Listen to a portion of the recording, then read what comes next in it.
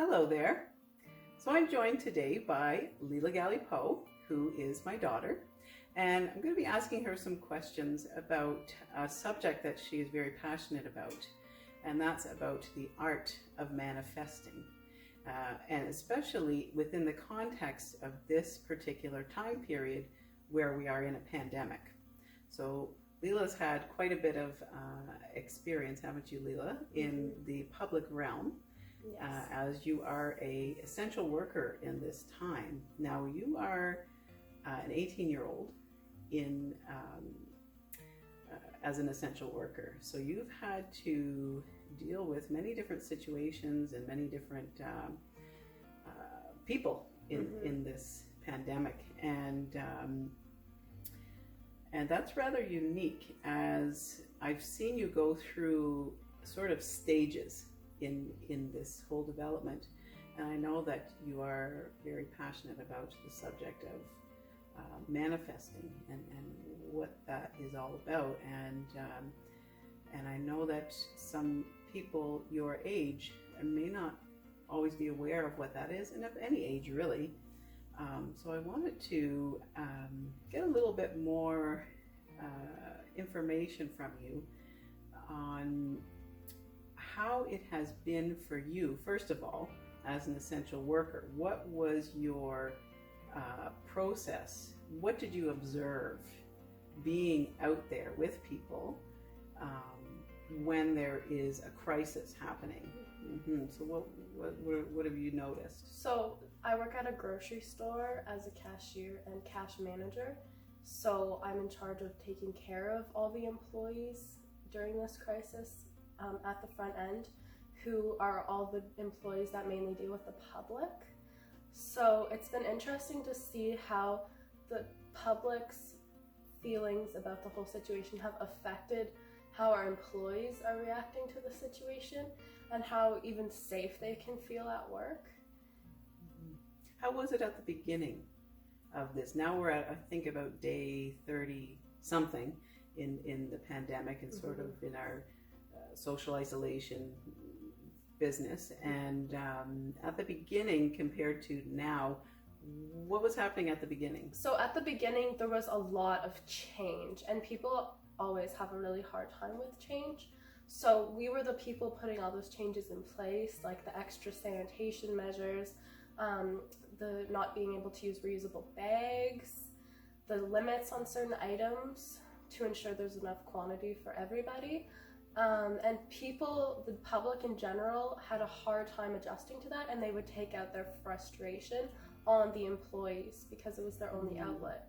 So from then to now, people have gotten a lot more comfortable with the things that are taking place, and they're used to it, and it's nothing new for them anymore. So they're able to treat us better, first of all, and be more comfortable with the situation. So for you personally, at the beginning, where were you in that? How did you perceive the interactions you were getting? What was your reaction to that? How did that start?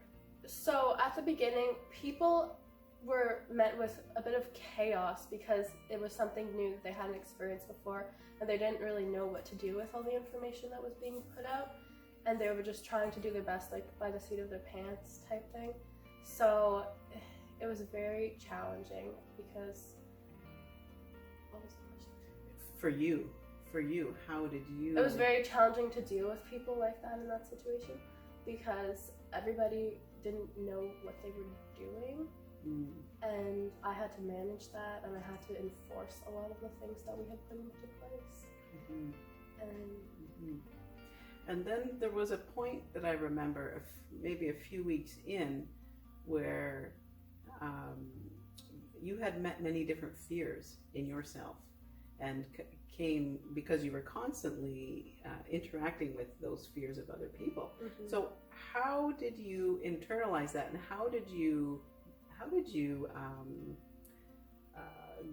move? How were you able to keep working in that environment and not get overwhelmed?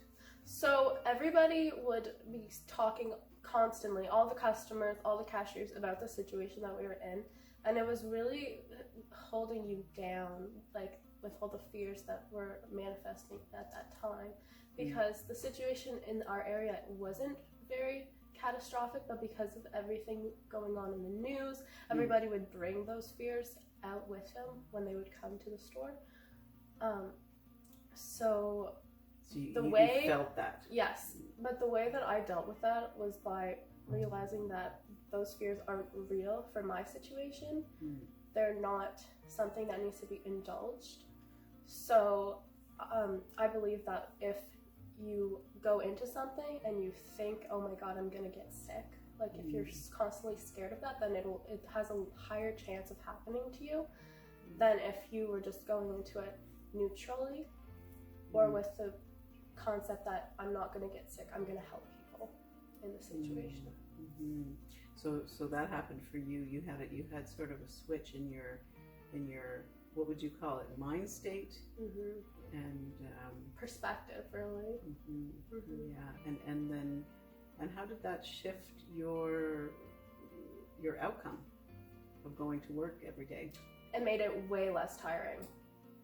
Because I wasn't constantly being drained by the idea that I was going to get sick, or by the idea that everyone was in fear. I was just going there to help other people. So you put yourself at service. So you had a switch in your perception during your experiences at work. For sure. In about how we create our life, I guess, essentially. So what sparked that? How did you get onto that? So I came to the realization that everybody was creating their own fear in their own life, because there wasn't really anything to be afraid of. It's just the fact that we didn't know what we were dealing with, really, and everyone was taking that fear out and making things with it. So I would go into work most days. I'd have at least one or two girls come to me really upset about something that had happened, or about how they don't feel safe coming to work. We had quite a few people leave work, actually, because they were so afraid. So the staff that we did have left, we really tried to take care of them, and if they had any issues, they would talk to me about it, and it was really challenging. So when you had that switch over in your perspective, what do you think was key in that for you?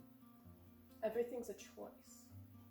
So I chose to not live my life right now, even though a lot of things are unknown, with the fear of the unknown, because as long as you believe that you are safe, then you will be safe.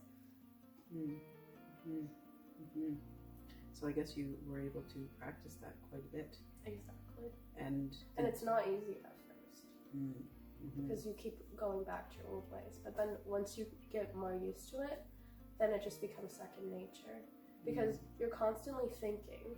It's like breathing. You're constantly thinking.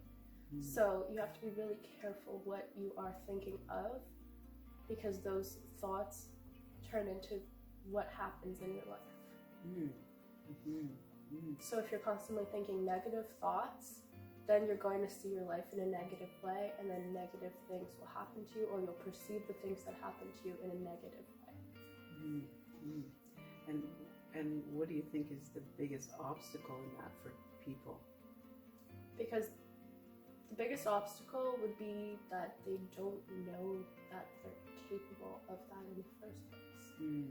They just believe that they can keep doing the same thing they've done since they were born, not really give a regard to what they're thinking, and their life will just be how it is.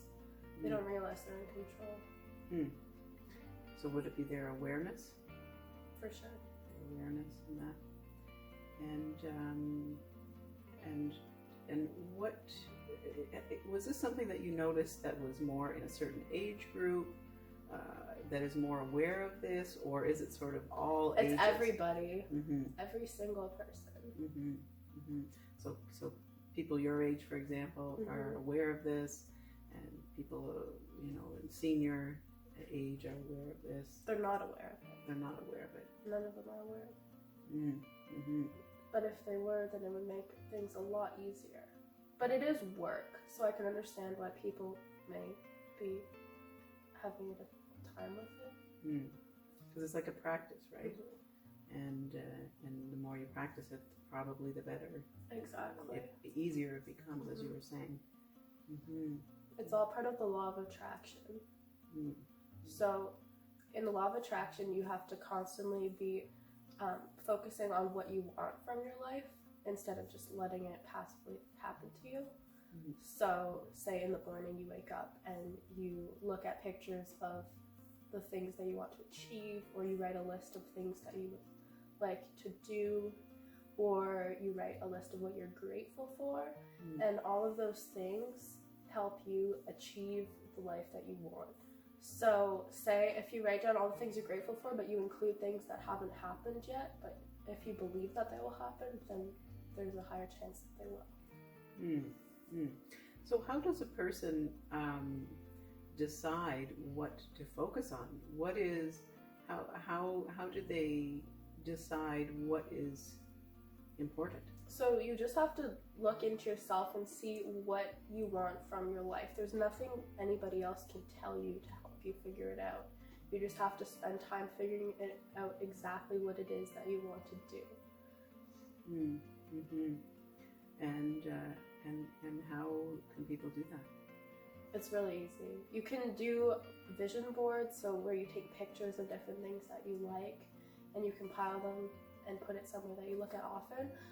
What I have, my background on my laptop is a bunch of pictures that I put together of all the things that I want to succeed. So there's pictures of like traveling and pictures of work, clothes, everything that you could possibly imagine that you would want as part of your life. You put it all together in a place that you look at, and then you're constantly reminded of what you're working towards or what you want to come into your life.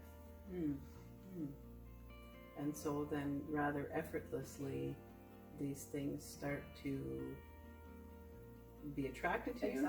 That's what you're saying?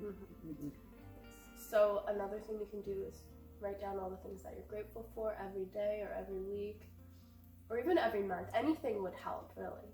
And you just help yourself in that way because you're in complete control of your life. There's nothing that anybody else, nothing that your circumstances or your family or your friends or your upbringing can influence. It's all you. So you mean right now, in this moment? Exactly. This is all we have? Exactly. And this is what we have to work with? Okay. But it's not like, oh, that's only what I have. It's everything. You have everything already. Wow, well, if we have everything we need already, I guess we are attracting already what? Exactly. But you just have to realize it. So it's the realization. Because if you're constantly thinking, oh, I don't have enough of this, oh, I don't have enough of that, then yeah, you are still in the negative mind. But if you're in your positive mind and you're thinking, oh, I will get this, I will get that, like I will reach that goal, then it'll happen to you. But if you're always thinking about what you don't have, then you'll just keep not having it. So how do you differentiate between something that is worthy of your attention and something that is not? Like frivolous things, I'm thinking, like what is... So basically you have to think of what would better your life in the long run and make a positive impact on you.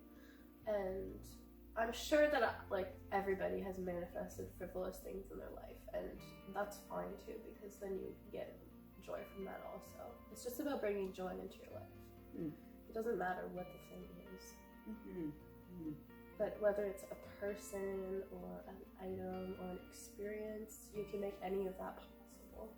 You just have to be willing to put yourself out there. And a lot of the times, the thing that is holding people back is their fear of like being able to receive what they not deserve, but Mm-hmm. How would you word that? Mm-hmm. Like they feel like they're not enough for what they could have. Mm-hmm. And so that holds people back. Mm-hmm. So they play small Exactly. all the time. Exactly. Mm. And then their whole life they're being held back by what they think they should be having instead of what they could actually achieve. Mm. Mm.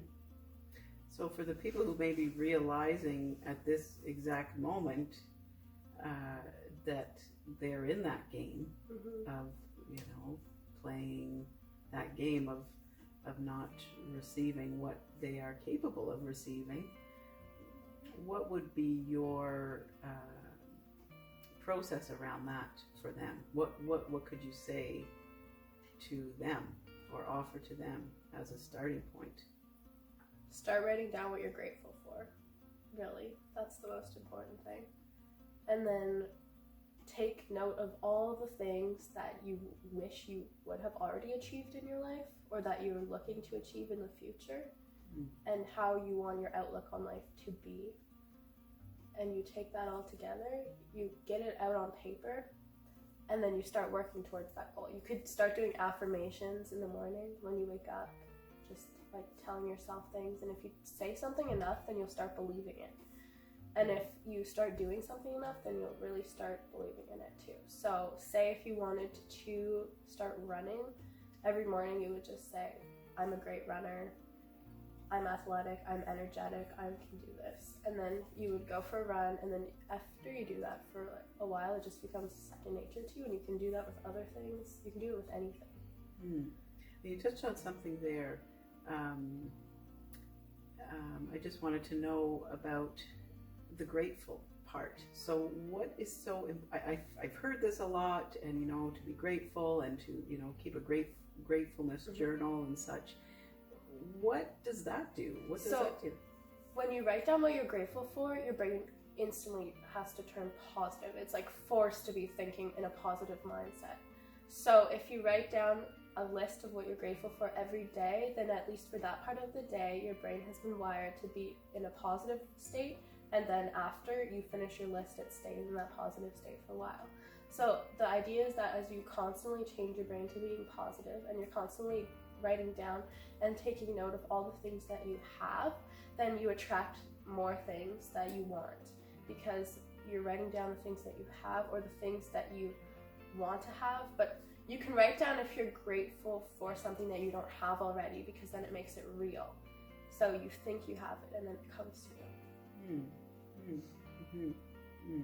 So there's two sides of that, sort of. Right. Yeah. The being positive and the attracting things.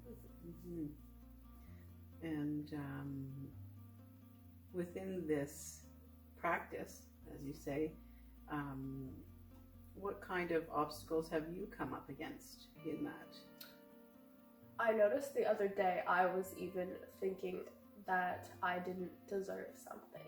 That's always a constant battle in your brain. Say if you're watching something and you really are envious of the person who you're watching, say on YouTube or something, and you think, oh, I could never be like that. But really, that's not true, because you have the capability of being anything you want to be and doing anything you want to do if you put your mind to it.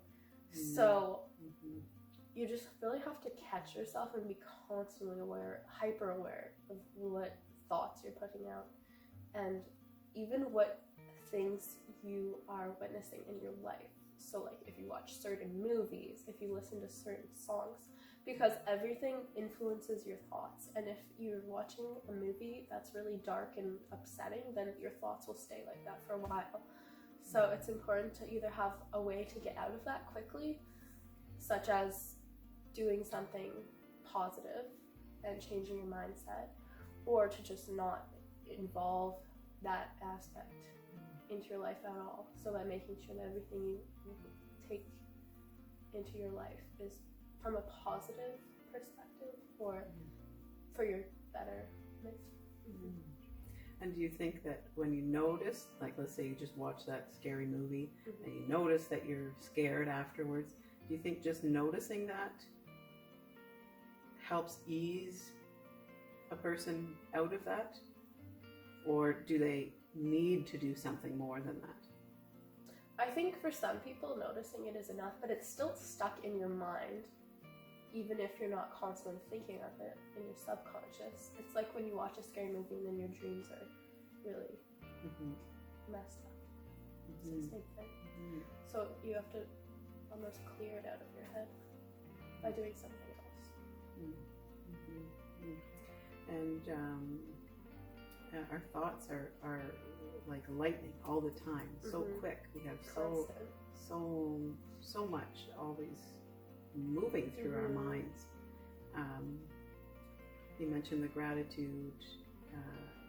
You mentioned being aware, of it and what you're putting into your mind. Exactly. Is there anything else that you know of that helps you with that process? Before you go to bed is the best time to do the gratitude work, because it sets your brain up for subconsciously thinking about what you're grateful for and all the positive things in your life for the entire time that you're asleep. So then when you wake up in the morning, you feel more refreshed generally. And that would be my best advice. Well, I want to thank you for sharing your wisdom. Wisdom comes in all shapes, forms, and packages. So thank you for bringing yourself forward, as you mentioned today, how people are afraid to do that. So I want to thank you for bringing yourself forward and being out there and sharing this with us. Thank you for having me.